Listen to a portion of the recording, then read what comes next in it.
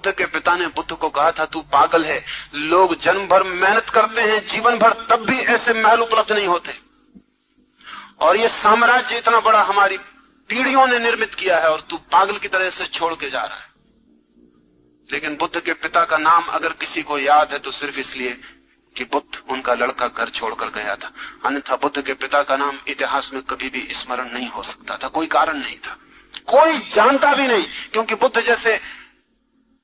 के पिता जैसे सैकड़ों लोग सिंहासनों पर बैठ चुके और खाली कर चुके। अगर आज बुद्ध के पिता का नाम मालूम है तो सिर्फ एक वजह से कि एक लड़का भीख मांगने चला गया था।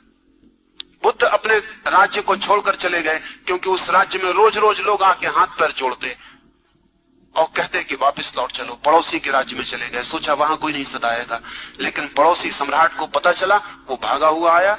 उसने कहा कि तू ना समझ है, अगर पिता से नाराज है तो कोई फिक्र नहीं, तू मेरे घर चल, मैं तुझे अपनी लड़की से विवाह कर देता हूं, राज्य तेरा ही होगा क्योंकि मेरी लड़की ही है, सिर्फ तू फिक्र मत कर, अगर पिता से नाराज है मेरे घर चल।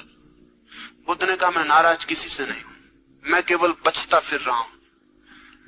उधर पिता से बच रहा था, इधर आप पिता की तरह मिल गए, मुझ पर कृपा करो, मुझे अकेला छोड़ दो, क्योंकि तुम जो देना चाहते हो उसका मेरे लिए अब कोई भी मूल्य नहीं है।